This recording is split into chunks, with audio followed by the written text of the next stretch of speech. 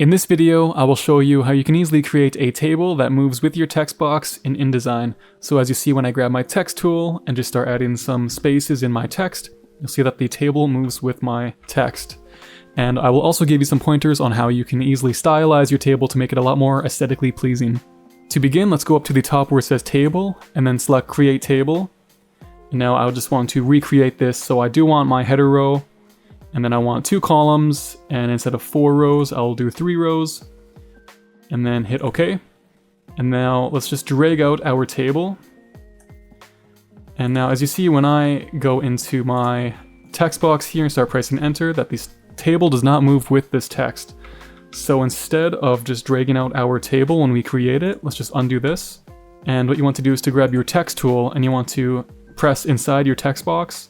And now if we go to table, insert table, and then hit OK, this table will be inside of our text box. So now if we hit enter, it will move with all of our other content. So I will just add all of this text and then recreate this table.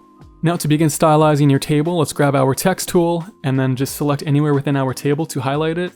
And now let's go up to table, table options, and table setup.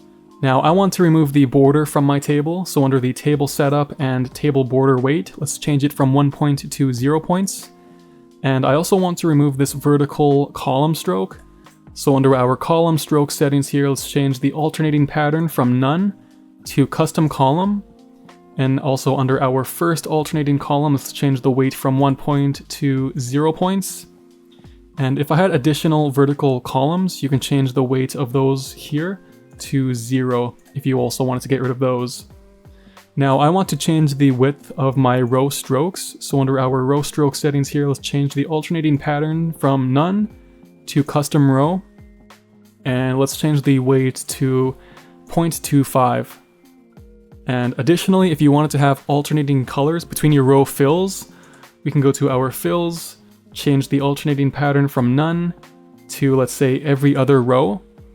And then you can change it to whatever color you want. For this example, I'll just choose a cyan color. And of course you can change the tint to make it lighter or darker. But for my table here, I will just keep it as none for now, and then just hit OK. And let's say we want to change our header background color. Let's highlight these cells, go up to table, cell options, and choose strokes and fills. And now let's change the cell fill color from none or transparent to, let's just say, cyan for this example. And I will make the tint, let's say, 20%. And then I also want to remove the strokes around my header cells, so I can just change the weight here to 0 points. And right now it's not showing the blue color just because I have these cells highlighted. So as soon as I hit OK, and then just click somewhere else, you'll see that the cyan background color is there. And now finally, just to make it a bit more aesthetically pleasing, we can add some spacing, just like I have in this first table here. So let's just highlight these cells, and under our cell insets, make sure it's all linked here, and you can just increase the size of your cell insets. And then the exact same thing for the header cells. Let's just increase the size here. And there you go, now you have an aesthetically pleasing table that also moves with your text box in InDesign. I hope you found this video helpful. If you did, make sure to leave a thumbs up and subscribe. It helps a lot to support the channel and to continue making content like this. Thanks for watching, and I'll see you in the next video.